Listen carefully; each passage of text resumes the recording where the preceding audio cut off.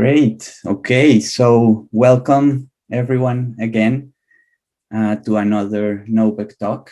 My name is Paulius. I am the Managing Director of the Center for Social Norms and Behavioral Dynamics at the University of Pennsylvania. And we're very happy to have you all here. We are going to follow a very similar agenda to our other sessions.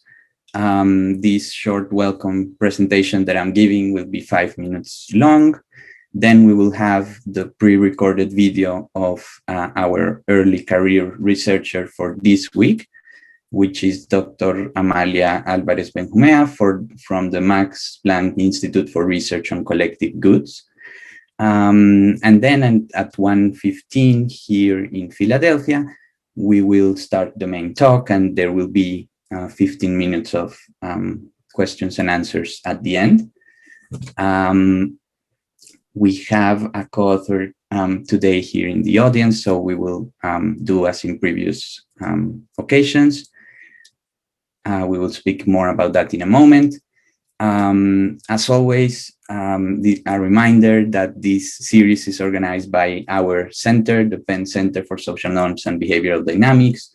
We are a research center that enables organizations around the world to create sustainable and positive behavioral change. We do consulting, research, and training. You have our webpage there, Twitter account to visit. And as always, I wanted to tell you a couple of things about one of the studies and projects that we are doing. A few weeks ago, I showed you some information about our longitudinal evaluation of networks and norms study in India, funded by the Bill and Melinda Gates Foundation. It's a large grant that we have, that we've had for a few years now. And I wanted just to tell you a couple of things about some sociocentric data that we're collecting in relation to that project. In this particular part, we are focusing on reference networks in places that are close to our main intervention sites. We are doing a large RCT with descriptive norm interventions to measure, to focus on sanitation and toilet use in Tamil Nadu. And in this sociocentric data survey, we did a complete census of 2 towns that are in Tamil Nadu, that are close to the intervention site, and we have over 5,000 observations, which gave us around 35,000 names of reference networks that are relevant for different behaviors and beliefs. And we are analyzing that data, for example, using the diagrams that you see here, looking at connections, looking at beliefs, and how these things are grouped.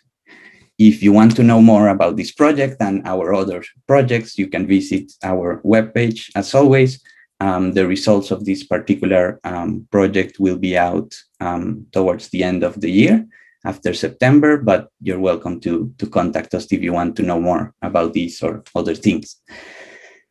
About the rest of the talks that we have, most of you probably already know this. It's on our webpage where you're registered. We have a few more talks going on until August, and then in September and October, we will restart again with more exciting speakers. You can visit our webpage to see the details. A few ground rules. If you have never been to one of our seminars, please keep yourself muted.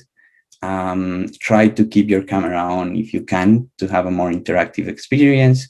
If you can also, it would be nice if you could change your username to reflect your affiliation, to know where you're from.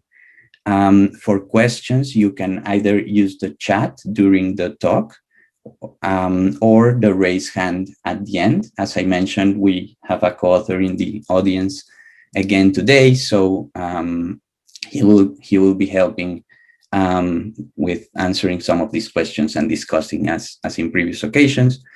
And we are live on Facebook right now, and the recording, as always, will be uploaded to our website. You can access these recordings for all our past talks in our website. Right, so let's go to our early career researcher for this week. As I mentioned, today we have Amalia Alvarez Benjumea. She's a senior research fellow from the Max Planck Institute for Research on Collective Goods. She works on analytical sociology, social norms, and hate speech. You have her website here, a QR code to get there in an easier manner.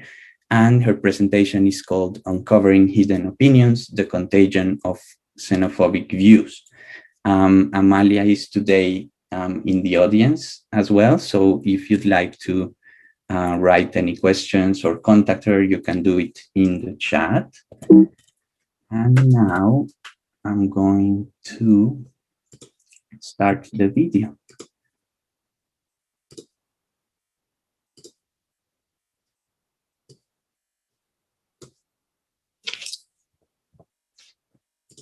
Hi everyone, my name is Amalia Alvarez. I'm a senior research fellow on the Max Planck Institute for Research on Collective Goods. Today I'll be presenting a study entitled The Spreading of Xenophobic Views, which is an experimental investigation on how social norms regulate hate speech. So social norms prescribing the expression of prejudice, such as xenophobic or racist speech, develop over the last decade, and they are normally hated in society. However, we can frequently find examples of hate speech, and especially online hate speech is gaining more and more popularity, and it seems to form clusters and be contagious between people. And we think, so the main idea of this experiment is that hate speech does not behave like that in spite of norms, but actually behaves like that because it is regulated by social norms. So one main characteristic, or one common characteristic of behavior regulated by social norms is that people prefer to follow the behavior conditionally on others also doing so, also following the behavior. So it follows that if one can observe enough a number of norm transgressions, then this will foster subsequent norm violations. So the more prejudice comments, the more hate comments I can observe online, the more likely I am going to be to also violate the anti-prejudice norm and make or leave a hate comment myself. And we do study this idea in a lab in the field experiment type of experiment in an online forum that we develop ad hoc for this experiment. So the forum is like an stylized idea of what an online forum is. There is always this image on top depicting refugees or immigrants, and then there is this comments, this thread of comments underneath. And what we can manipulate with the experimentally is the number of comments that participants observe that are hateful, that are violations of this anti-prejudice norm. So what we do is we constructed two different treatments. There is one an exposed condition in which participants go through 5 different forum pages and they cannot observe any hateful comment. And then there is this exposed treatment in which participants go through, again, 5 different forum pages, but the number of xenophobic comments, the number of non-violations they can observe is actually increasing. We have 2 different outcome variables. We measure subtle changes in hostility of the comments using an average hate score, in which we ask readers to actually give a score on how hostile the comments were, and then we average those ratings to get like a mean hate score. And we also have a binary measure in which we ask participants which comments and users they think should be banned from the forum because of its hate content. And what we found is that, yes, participants actually are influenced by the hate speech they can observe in their own comments, and participants who can observe hate speech becomes more hateful in the comments themselves, especially after they have observed around 33% of comments being hateful. there's a very similar picture. We get a very similar picture when we analyze the binary measures. So the banned comments, the norm violations also become more frequent for those participants that have observed norm violations themselves. Now, later, what we do is we analyze this effect, but condition on the individual's prior attitudes. So we classified the participants based on whether they were more likely to hold anti-immigrant or pro-immigrant attitudes, just by asking them whether they would like to donate to an anti-immigrant or pro-immigrant well-known organization.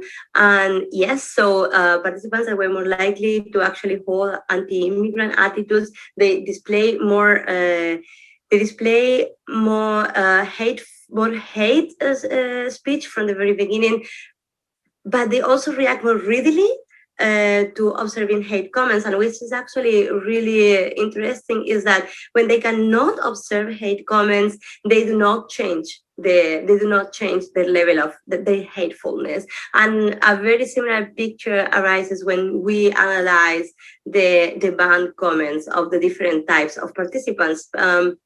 It is mostly participants who are more likely to have an anti-immigrant prejudice, those who react to norm violations, but actually leaving more hateful comments. So I think that for me, the most important take-home message would be that, yes, this anti-prejudice norm exists, but it can easily weaken. So the preservation of this norm environment in which we cannot find find hate speech requires a sustained reinforcement of the norm. Also, another message would be that there is this emboldening effect in which it is mostly the likely prejudiced people, those who display the prejudice when they are given the opportunity by the weakened norm.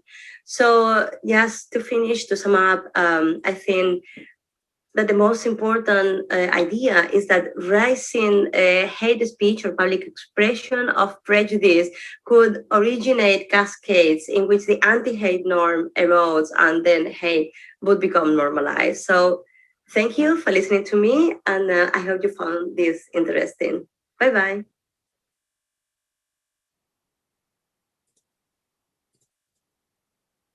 Great. Thank you so much, Amalia. I'm going to return here. Yeah, so thank you so much. I remind you that Amalia is in the audience, so if you'd like to have any questions, please ask them in the chat. Here is her website. You can use the QR code. Right. Before I present today's main speaker, I wanted also to remind you that in 3 weeks' time, we will have our next talk, same time, same link, everything. Our speaker will be Dr. John B. Shears from the Harvard Business School, and the talk is called Nudging Progress to Date and Future Directions. So if you already registered for the series, you don't need to register again, and you will get reminders and emails as always. Right, so today's main speaker is Dr. Stefano Fiorin from Bocconi University. Dr. Fiorin is an assistant professor at the Department of Economics at Bocconi University in Milan. He's also an affiliate of the Institute of Economic Research, the Laboratory for Effective Anti-Poverty Policies, and the Experimental Lab for the Social Sciences, all in Bocconi University. He received his PhD in Global Economics and Management from UCLA in 2017, and he was also a postdoctoral scholar at the University of California, San Diego. His research includes both experimental and theoretical work on areas like political economy, social norms, and corruption. And his work has appeared in journals such as the Quarterly Journal of Economics, the Journal of Political Economy, the American Economic Review, and the European Journal of Political Economy. And his work has also been featured in press outlets like the New York Times, the Financial Times, and Bloomberg, among others. As in previous occasions, we have also Dr. Eugen Demand as the moderator for the session. Eugen is an associate professor of practice in behavioral and decision sciences and a core member of our center as well. So with that, I will let Stefano begin.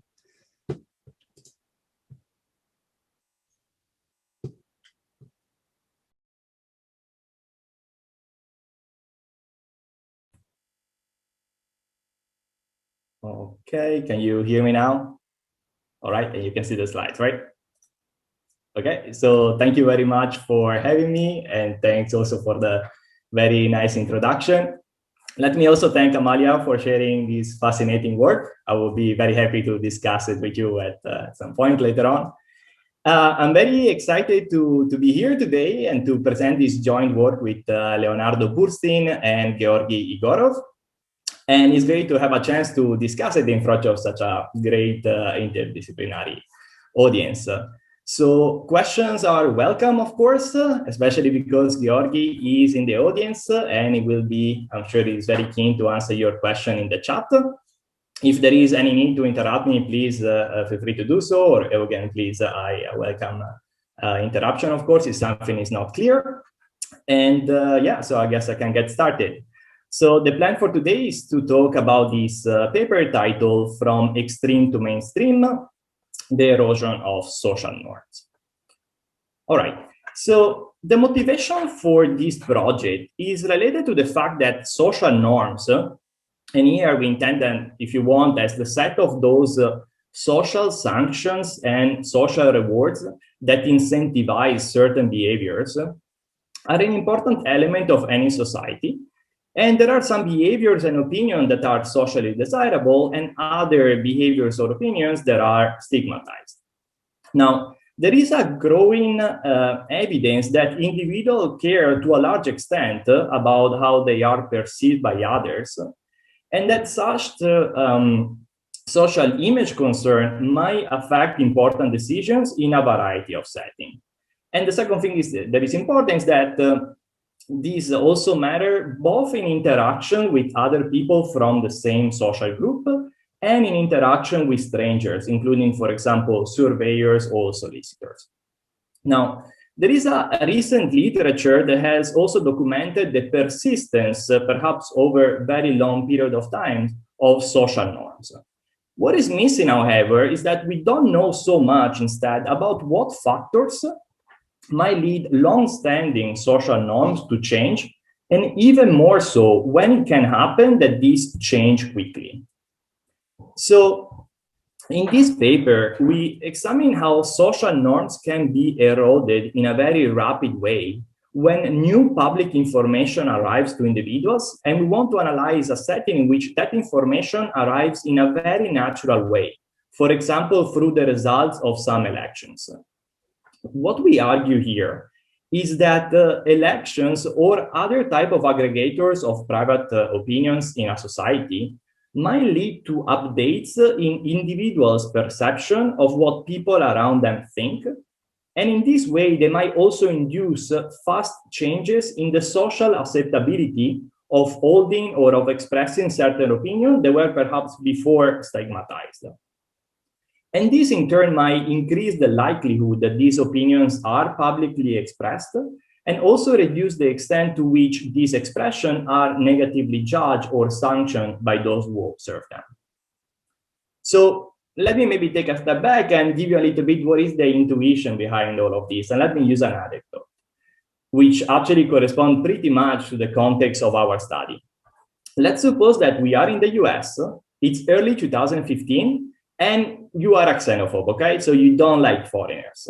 You have been told your whole life that it's not okay to be a xenophobe, and so you keep it to yourself. You don't express your xenophobia to other people. So other people don't learn that you are a xenophobe. And likewise, other xenophobes also keep it to themselves. They don't talk to others about their private views. This means that xenophobes don't learn about how many other xenophobes there are out there. And we can be in this equilibrium in which expressing xenophobia is stigmatized and there is no learning, right? So no one talks about it and no one learns them about it. And now, let's move by a few months. Let's say that it is 2015 again, and the presidential campaign start, the US presidential campaign start. And one of the candidates very openly embraced xenophobia right from the start. And he actually becomes very popular, so much so that he wins the election. Now, this can be interpreted by those that observe the type of speech that he was using, right? The fact that he was very vocal about being anti-immigrant and the fact that he became so popular can perceive this as a signal that there are actually many xenophobes maybe out there. And because of this, expressing xenophobia very quickly can become more socially acceptable. And so we transition, if you want, to a new equilibrium in which there is not so much stigma anymore. So this whole idea here is related to the one of pluralistic ignorance, where privately most people reject a view, but incorrectly believe that most other people instead accept it, and therefore end up acting according to these beliefs. So when individuals believe that a behavior or an attitude is stigmatized, they might be reluctant to reveal their private views to others for fear of some social sanctioning. And if most individuals act this way, then they might end up all believing that their private views are only shared maybe by a small minority, much smaller than what actually is true in practice. So consider, if you want, another example, the one of support for communist regime in the Soviet Union, now in the late 80s. So Curran argues that many individuals back then opposed the regime, but believed that others supported it. And that's why there was not so much talking about it, right? In this environment, it is interesting to have the thought experiment of what would happen if there was a referendum about the regime, right? This could have led to a very quick change and update of people's beliefs about what were other people's views. So, as we will show, incorrect beliefs about the opinion of others are not necessarily restricted to this type of totalitarian regimes in which, expressing your personal view might also be directly risky. And even in a democratic setting, if you want, if most individuals assume that a specific opinion is stigmatized, the stigma can still be sustained in equilibrium, right? So it is not a feature necessarily of totalitarian regime that people don't learn about the opinions of others in political setting. Another related concept that I want to mention is the one about preference falsification. This is very closely related. And this is the idea that people's stated public preference are influenced by social acceptability, and because of this might be different from their true private preferences. Okay, so this is more or less the view that we also take about as the starting point for why there is not so much learning or for why certain social norms might exist. So now, what do we do in this paper? What do we add to this? So we examine how social norms can be eroded very quickly when new information arrives in a natural way, for example, through elections. And we use two sets of experiments to test the idea that Donald Trump's rise in popularity and eventual victory in the 2016 presidential election causally increased individual willingness to publicly express anti-immigration views, as well as the social acceptability of such expressions. So we examine both sides of a social interaction. First, we look at the behavior of agents engaging in some observable behavior. And then we move to the other side of the social interaction and we look at the observers that can judge and potentially sanction or reward the behavior of those agents. So in the first experiments, we show that Donald Trump's rise in popularity increased individuals' willingness to engage in certain public xenophobic behavior, so in expressing xenophobic views. And in the second experiment, we also examine how this process led to changes on the observer side as well. So we document that even tolerant individuals that were very likely disagreeing with the xenophobic behavior sanction the public expression of xenophobia less when they learn that xenophobic views are actually popular by observing the election outcome. All right, so I will not spend much time talking about the existing literature, especially because everyone here is an expert in social norms. But I want to mention maybe what is what we think is our contribution to that literature. And I think we have a few key aspects here. So the first one is that instead of looking at the existence of social norm, we want to study how this social norm can erode or can disappear through time. The second key element is that we want to check a situation in which the norms can change in a very rapid way. The third element is that we want to study a natural process in which this happens, right? So in our work, very often we try to design some intervention that directly try to target the social norms and try to modify that, for example, by changing people's beliefs about that norms. Here we want to take another perspective instead, in which we use a natural process, which is an election, that is telling you something that is in principle orthogonal to that norms, but because instead it is the outcome of the election are correlated to what you can learn about the norms, then the norms can change as well without any direct intervention on that. So when I will say natural, this is what I mentioned, what I mean really with respect to this setting. And then I think that the last key point is that we don't only look at the aspect of the social norm from the agent point of view, right? So if whether someone is taking a certain behavior or not, but we also look at how he is judged by the people that observe that behavior. So the fact that we concentrate on both sides of that social interaction. So today I will also not spend so much time on our theory section, but I still want to give you an overview of it because it is we developed a single framework that helps us to organize our thought and connects together the experiment. And so in order to do that, we build a simple model of social interaction between agents and observers. Now, we have a society that consists fundamentally of two types of individuals, say they can be either xenophobic or tolerant. And then there is an agent among these in this society that needs to choose an action, which can be either to express a xenophobic view or to express a tolerant view. Now, in doing so, the agent will care about the approval or disapproval of other people who might observe that action, so the observers that belong to the same society. And just like the agents, these observers are assumed to be Bayesian, okay? And so they will use the action of the agent that they observe to make some inference about what is the true agent's type, okay? To understand whether the person that, for example, expressed some xenophobic view is indeed a xenophobe or if instead he is tolerant. And so what are the key findings here is that in this environment, we show that social pressure might lead some agent to choose an action that did not hold naturally in order to pander to the majority. So it can be the case, for example, that if you are a xenophobe, you decide not to express your xenophobia if you are in an environment where you know that most of the people are tolerant. And then we move on and want to study what is the impact of some public signals, for example, elections.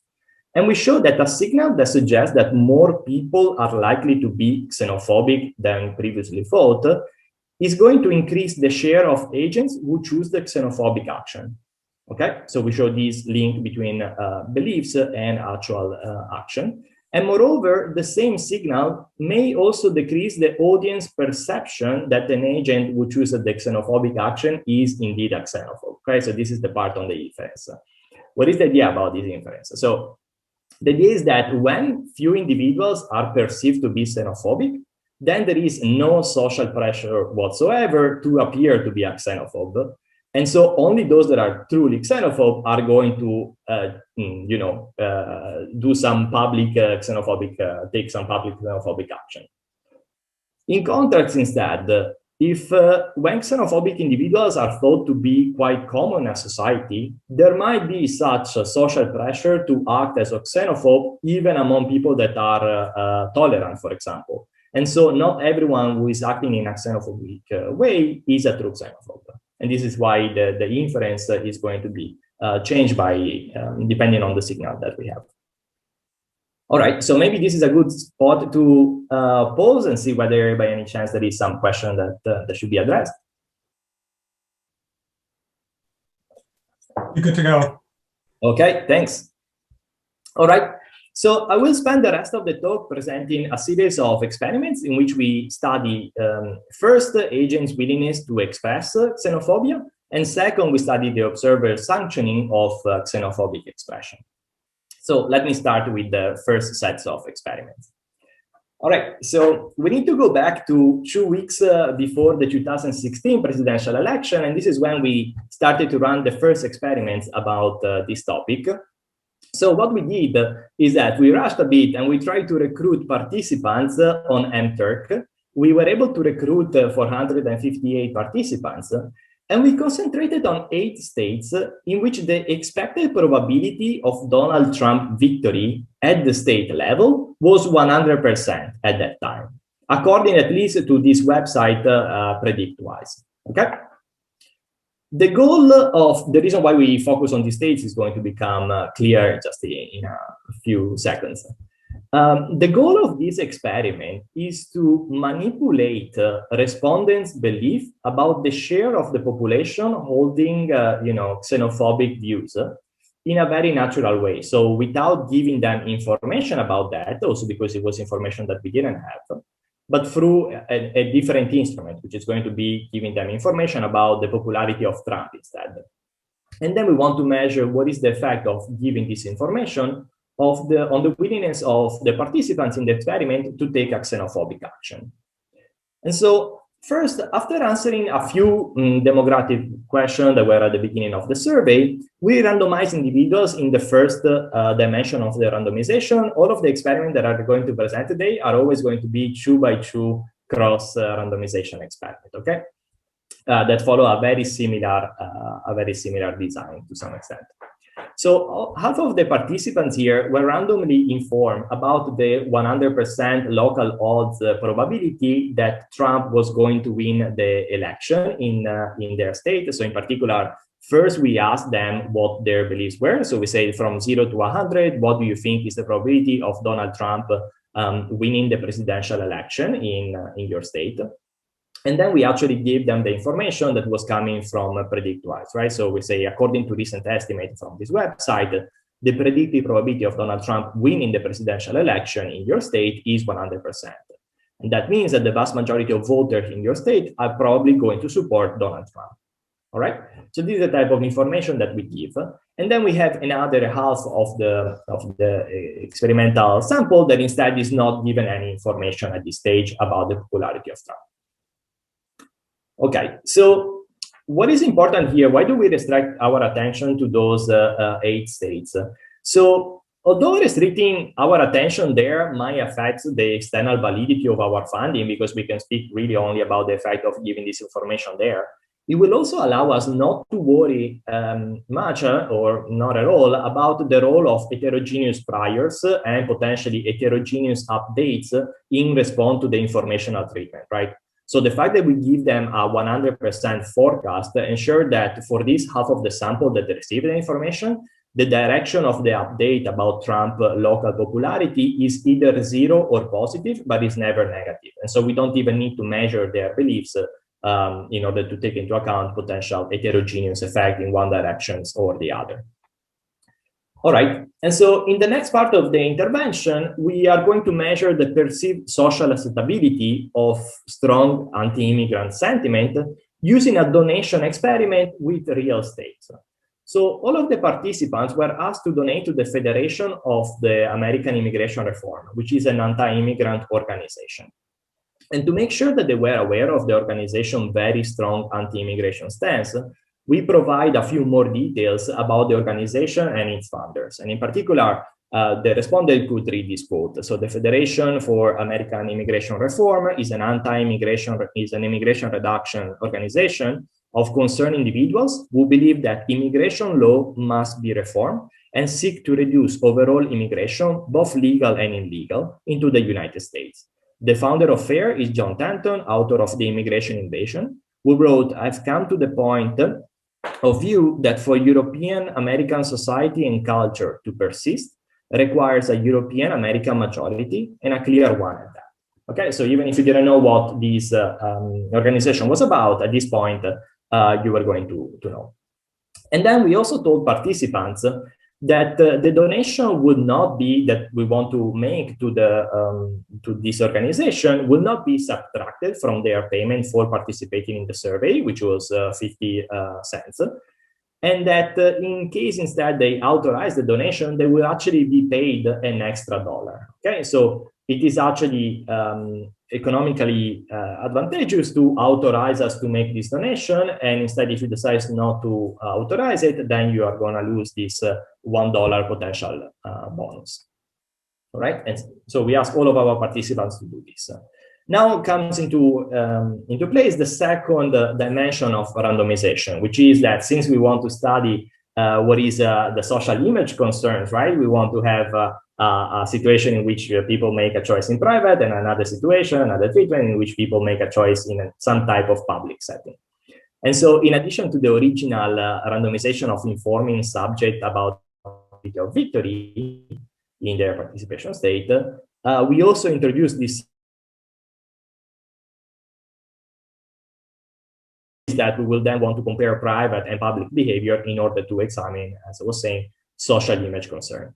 So half of the participants were assured that their donation authorization will be kept completely anonymous, and no one, not even the researchers, will be able to match their decision to their name. And this is what we refer to as the private condition. Okay, and this is true because on NTurk, I don't know about now, I haven't been working there for a bit, but back then you could not ever access the actual, names or other personal details of the participants.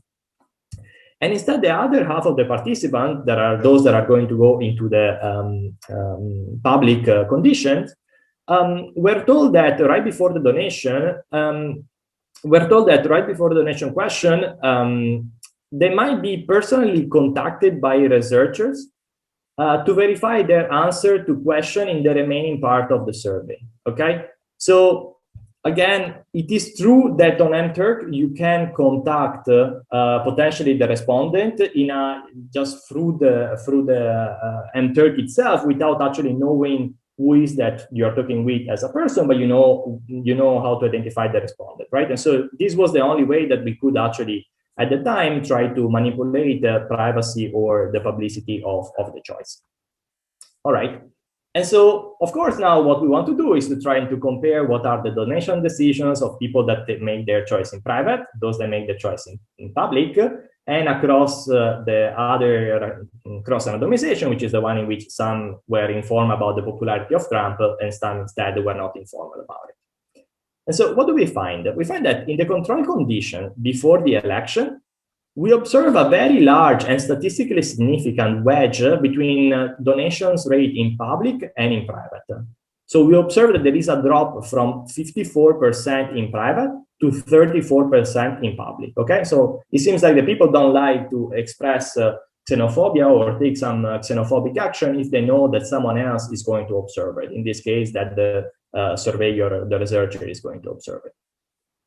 Among the individuals in the information condition, we instead observe no difference in private and public donation rates, which are 47% and 46% respectively. All right. So it seems that this wedge is not really there once they are informed about the fact that Trump is very popular in their state.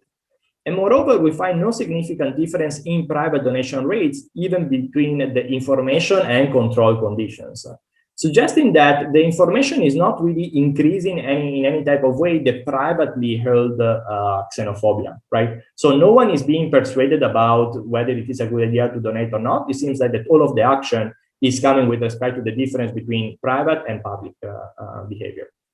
So this increase in public donation rates between the two conditions is statistically significant as well.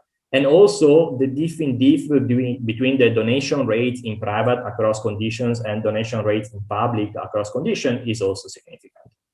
And so these results indicated that the information indeed that we provided causally increased the social acceptability of the action to the point of completely eliminating the original stigma that was associated with it. Okay? All right.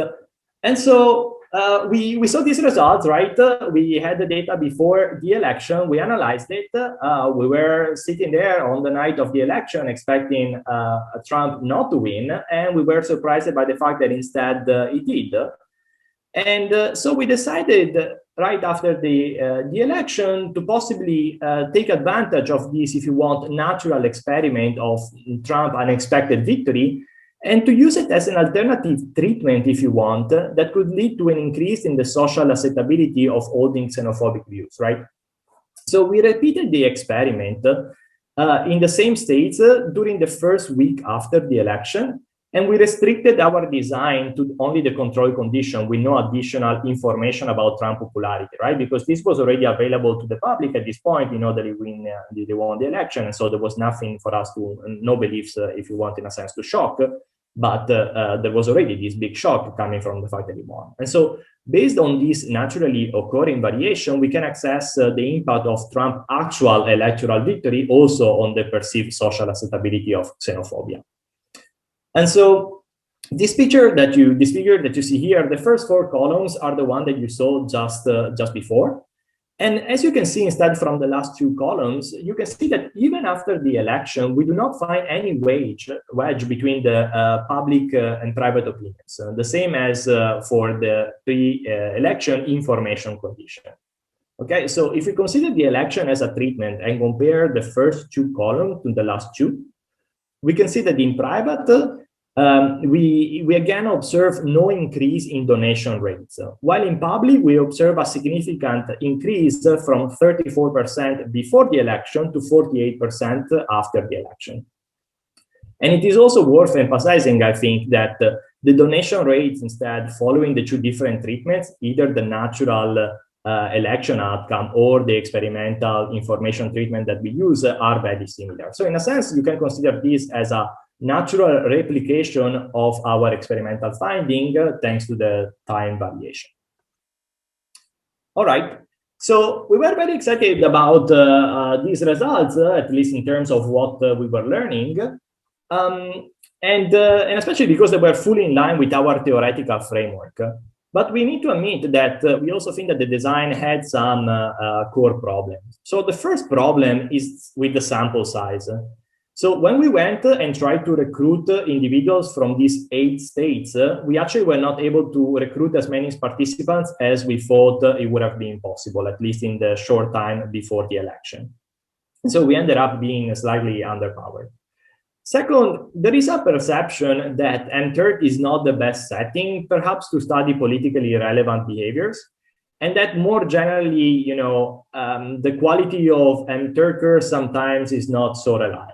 All right, and so we wanted to see whether the results could also appear also on a sample that was not of M30 respondents. And third, while there is evidence that social image concerns are activated even in interaction with strangers,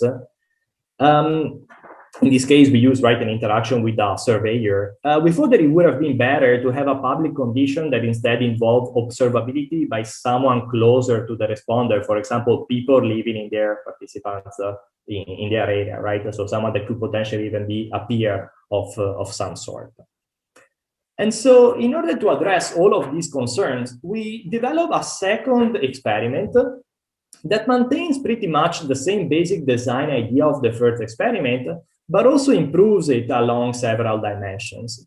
So as in the first experiment, we will randomize the perception of Trump popularity among the respondent peers, but we use a new strategy that is not going to rely on the timing of the experiment in relation to the presidential election, right? So we did this experiment a couple of years after the election, And so we had to come up with some smart way of still shocking beliefs about who won in some type of sense. And I will explain in a couple of minutes how we did that.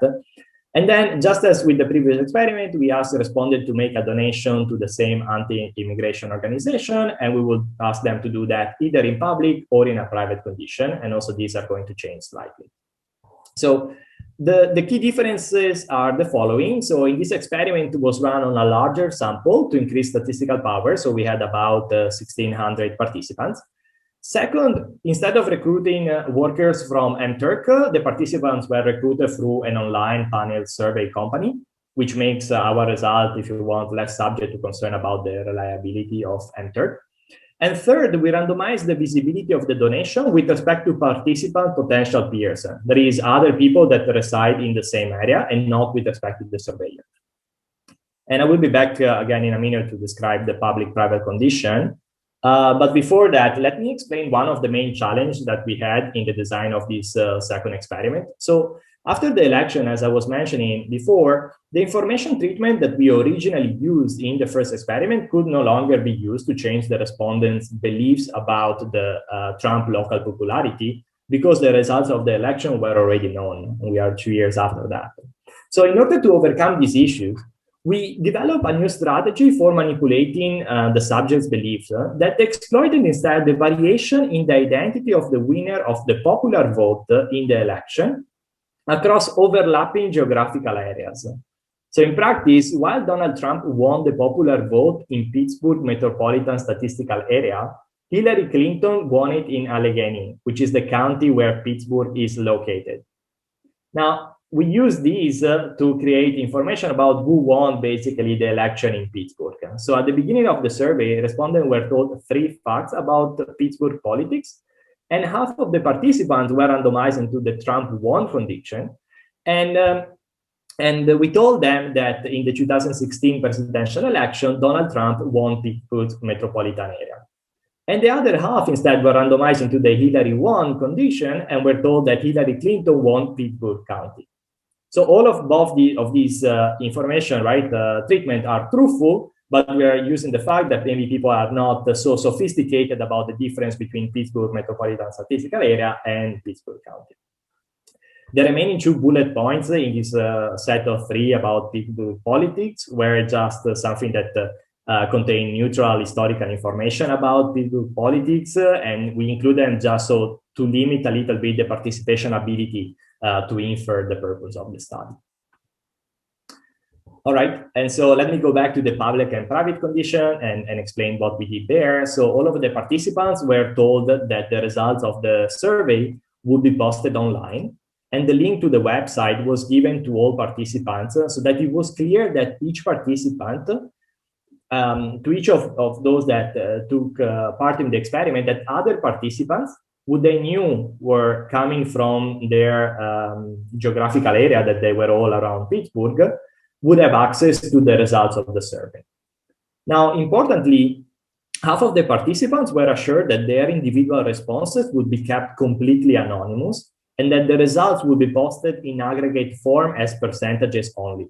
And this is what we refer to as the private condition. The other half of the subject instead were not given this assurance of anonymity.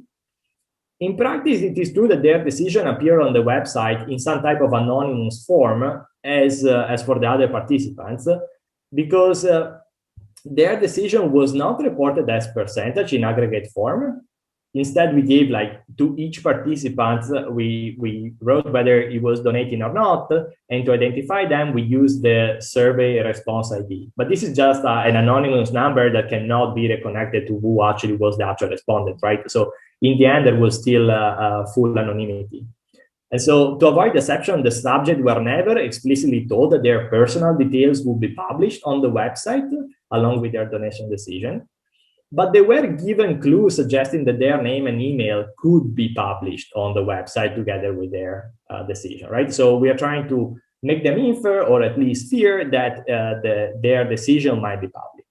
And the way in which we do this, if you see here in the slide, I highlight the text, we say there is no need to provide your name, email, etc. Here, the survey company we work with has this information already, which is something that was truthful as well. All right, so we can move on with the results unless there are some questions. Okay, so you can see that these graphs look pretty much very similar to the one that you saw before. So on the left-hand side, you can see the donation rates in private in white and in public in red in the Clinton 1 treatment, which if you want correspond to the control treatment before. And on the right, instead, it is the those donation rate in the Trump 1 treatment, right? Which is when you are given information about the popularity of Trump. So you can see once again that on the left, there is a wedge between the donations rate in private and in public, testifying that indeed there is some stigma of expressing xenophobic views in public when you know that those views are minoritarian because Clinton won the election. And so it is less likely that there are many xenophobes in Pittsburgh. And instead, when we shock those beliefs by telling you that Trump won Pittsburgh, then you see that this wedge completely disappears. Once again, now we have even more power than before. We can definitely say that the two private conditions are the same and that there is a statistical difference in the public condition instead between the Clinton 1 and the Trump 1 treatment. And the difference between all of those, once again, is significant. And so if you want, this is a way of, once again, using a slightly different experiment of replicating, again, those results that we saw before the election. Just to explore mechanism a little bit more, after the donation decision, we also decided to ask participants about their perception of the local popularity now of anti-immigrant sentiments. And we are going to use this measure to provide more evidence of the mechanism that is at play here. In particular, we asked the respondents to predict what is the share of Pittsburgh voters that agree with the following anti-immigration statement, which is, for European American society and culture to persist, requires a European American majority and a clear one at that. Okay, so a quote that they also saw before. So if you want, we could have done an intervention in which we manipulated directly this, and instead we decided to manipulate beliefs about Trump and then check whether, in a natural way, these made individuals update their beliefs about how many xenophobes, if you want, live around them. And consistent with the underlying mechanism that we have in mind, you can see that the Trump 1 treatment indeed shifts to the right the distribution of participant perception about that local popularity of these views. And the average, for example, belief goes up from 42.6% to 50.1%. So given that we have this strong, if you want, first stage of the effect of telling you about the popularity of Trump on your perception about the local popularity of anti-immigrant views, we can also use our treatment as an instrument to check the effect then of these beliefs on the donations, all right? And so we do this, we try to use this IV strategy, and we find that indeed the beliefs are going to change donations in public, but are not going to have any effect instead on the donation in private, okay? And indeed, if you want, from a magnitude point of view, a 1 percentage point increase in the perception of local popularity of xenophobia increased donation rates in public by about 2.3 percentage points. Okay, again, we know effect instead in private as we would expect according to our framework. All right, so if again, I don't have any question to address now, I can move on with turning my attention to how the 2016 election instead changed people's sanctioning of observed xenophobic expression. So this is a second experiment now that look at the observer side and is directly connected with the experiment that I just presented, and in the following way that will be clear now. So once again, we hired an online panel survey company to recruit a sample of about 1,800 respondents this time. And this time we also try to recruit them among individuals who previously self-identified to the firm as Democrat. The idea being that we hope them to be more likely to be tolerant rather than being xenophobes. Okay? The respondents then were asked to play a dictator game in which they decided how to split $2 between themselves and another agent.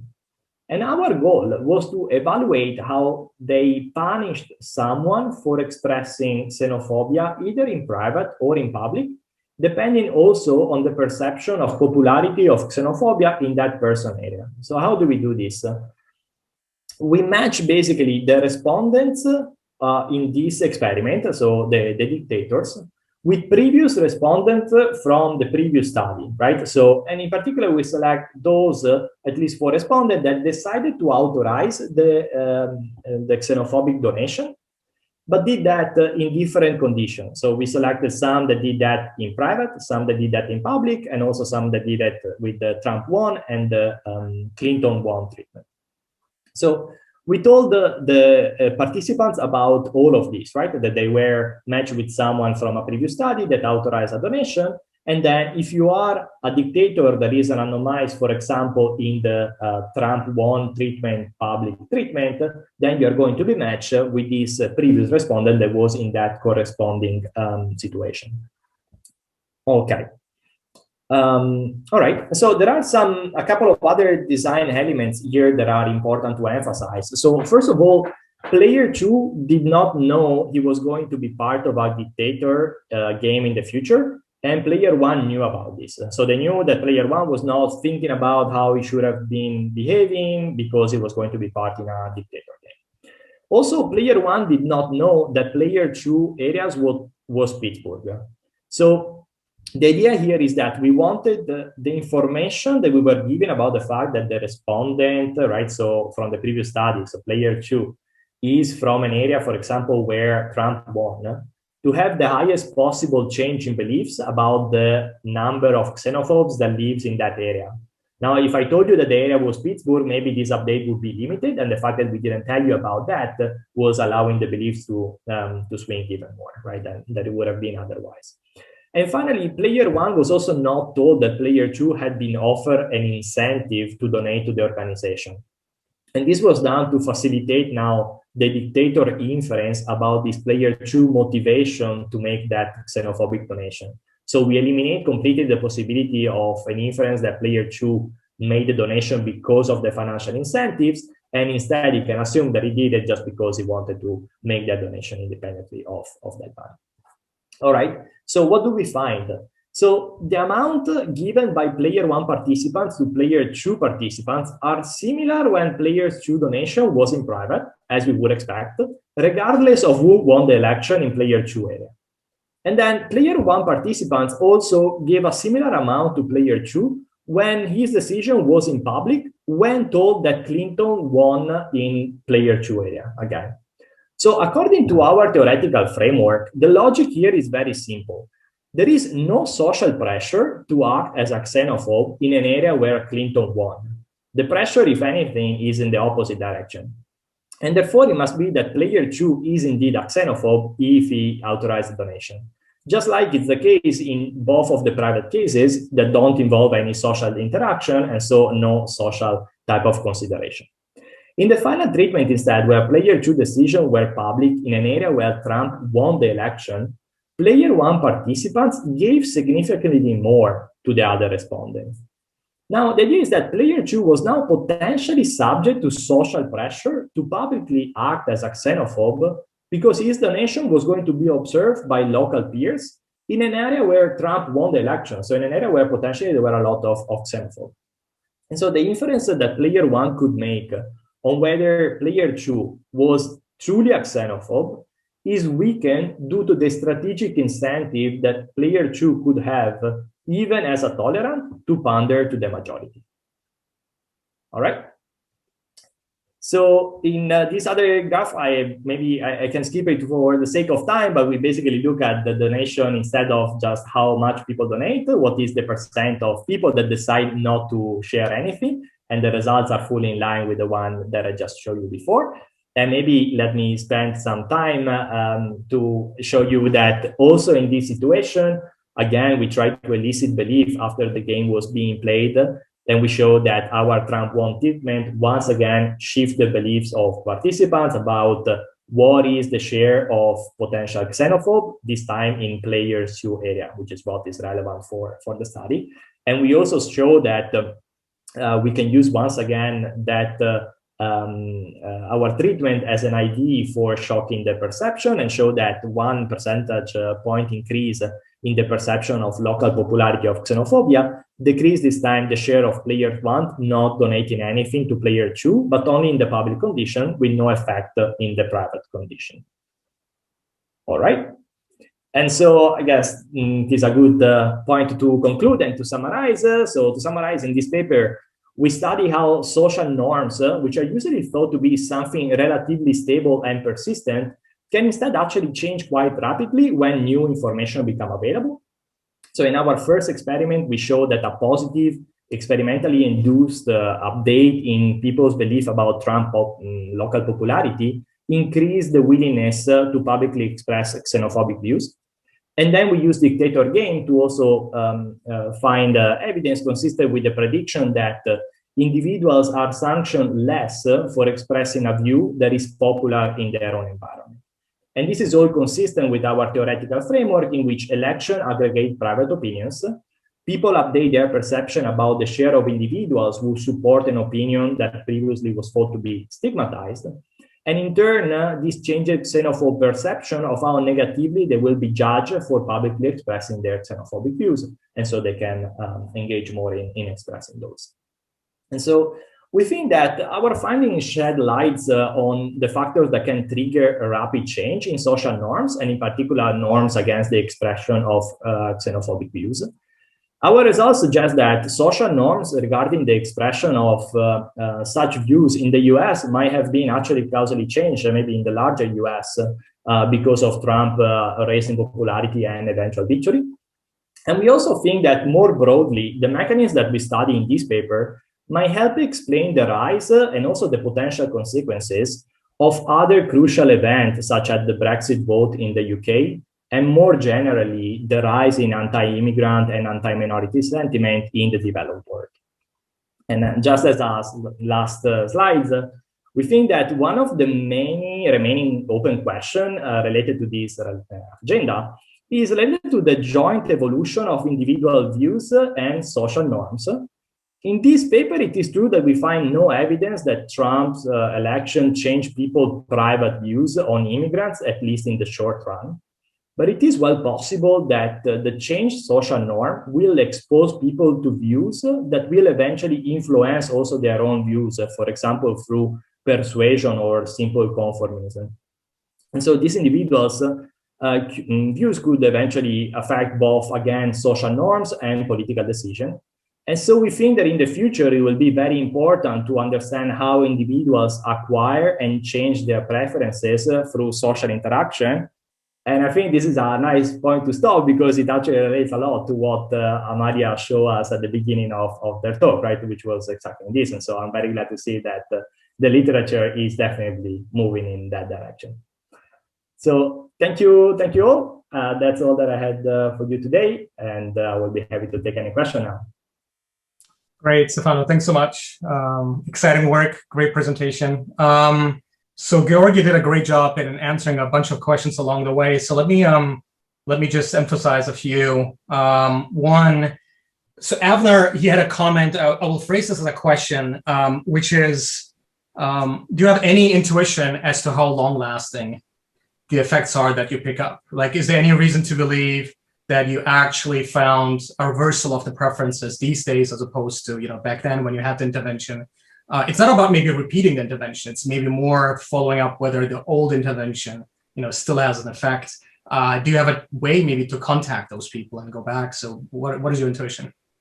Right. So I think that at this stage, probably, so this is an intervention that is hard to study the long-term effect just because people can get information like after the experiment, right, a variety of information. And so the fact that they would remember exactly a certain fact, or even the Pittsburgh participants, if they were really curious about it, they could have checked then later on once the experiment was over. And so it is very hard for us to understand how much we can think that the experimental variation is maintained.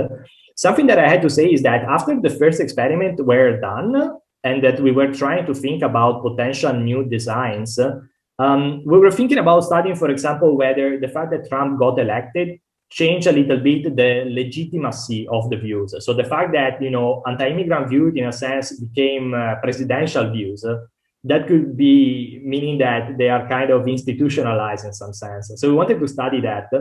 And right after the election, so a few months after the election, we had really a lot of trouble just refining our wedge between the private and public donation with any type. So we even tried to find an even more extreme type of organization than the one that we used here. And that was very necessary in order to recreate a little bit that wedge. So what I can say is just that right after the election, we documented this. And then even a few months afterwards, we still could see that that wedge was there, and we didn't, we were not able to recreate it. We were able to recreate it once we found out this nice identification strategy in Pittsburgh. But I think that's a very interesting topic, I think, especially because the exposure in the end was a 4-year exposure to that type of rhetoric to some sense. So very likely it might have affected long-run views. Great, thank you. I see Christina is physically raising her hand, so Christina, go ahead. Yes, thank you. Thank you for the paper. It's really interesting. I like it a lot. So you asked a question, how norms change, and it's very interesting because strong change may be a really belief and preference change versus another type of change that actually is part of your work, even if it's not so much explicitly discussed, is basically how a norm, which is a product of pluralistic ignorance, can change. And in that case, my xenophobic beliefs do not change at all. My preference do not change at all. And what I was thinking is, so I'm thinking of your model. So you have to type the tolerant and the xenophobic, and the action is express either xenophobic or tolerant views. Now, this social image concern may be captured by a loss function. Okay, the inverse of the utility function, loss function, where basically I lose if my choice is different from the majority. Right. Okay, and so it's very important that if I am a Bayesian, especially you have a Bayesian model, this can lead to enormous information cascades. I don't know if you have thought about that. I wrote a paper 30 years ago, basically, about pluralistic ignorance and information cascades, because what you can have here is basically a bad norm may emerge because of pluralistic ignorance. There is no transparent communication, there is social comparison, you get signals, and election signals, I love your work, are very, very important. And of course, there is interpretation of other behavior. We are naturally driven to interpret other behavior as a genuine expression of other people's belief and preference. And so we have pluralistic ignorance. And if we are Bayesian, we observe, we update immediately, and there will be an information cascade about a bad norm. Now, the interesting thing about your work, which I think is important, is that the different signals may make people who have tolerant belief finally feel, okay, I can express it, okay? Versus people who have intolerant belief, depending on the signal, will be free to express the intolerant beliefs, okay? Right. Now, my question to you is, you said at a certain point, but agent may think so that other express views, not just because they believe these views, but because of social pressure. Mm-hmm. So I not only sort of very naively think, okay, I look at your experiment about donation to anti-immigrants, and these people express their xenophobic beliefs and how I judge them.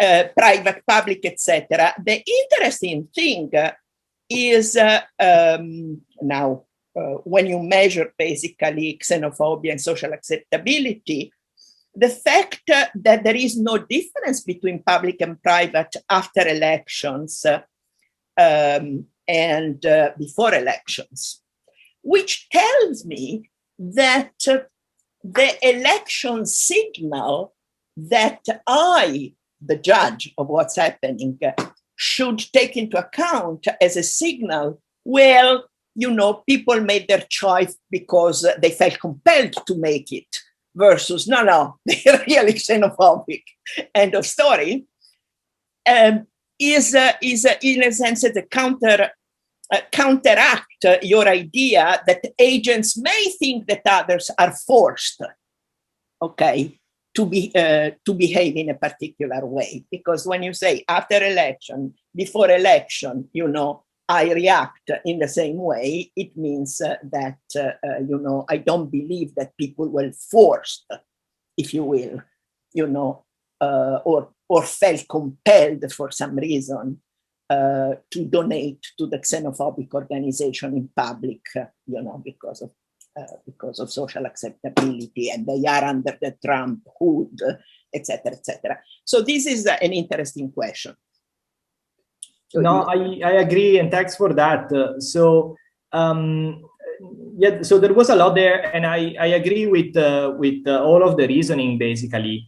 We were also very surprised. I mean, the fact that we found an effect in the experiment 2 was really what we were expecting from the theoretical point of view, but still was something that, you know, in practice to materialize, we were still surprised. We had another experiment that was very similar, and that was all built around the ban of minarets in Switzerland, so something that, again, people in the US were not so aware about. And we did a similar, basically, experiment to this experiment 2. And we found, again, a result that were consistent with the way in which we were thinking, that there is this potential, people feel that there is this potential pressure for someone who is tolerant to act in xenophobic ways. I think maybe it would have been good for us to potentially collect just some free word type of explanation of why and how people decided to make those donations and what they were motivated about, right? To get a little bit more of an insight if indeed the mechanism that we had in mind is at play or not. Yeah, I think what I can say here is just that it is consistent with that idea. And with respect to the informational cascade, I'm not sure if I understood well, but are you saying that if that is the case, I totally agree that there is a signal that is given by the election per se, but that does not need to be a completely precise signal about how many xenophobes there are. And there might still be margins then for extra learning that can happen from the fact that people will change their behavior. And so people will observe both the election outcome and the new behaviors of others, and will use all of that to update their beliefs. I think your message was very extreme. It's 100%.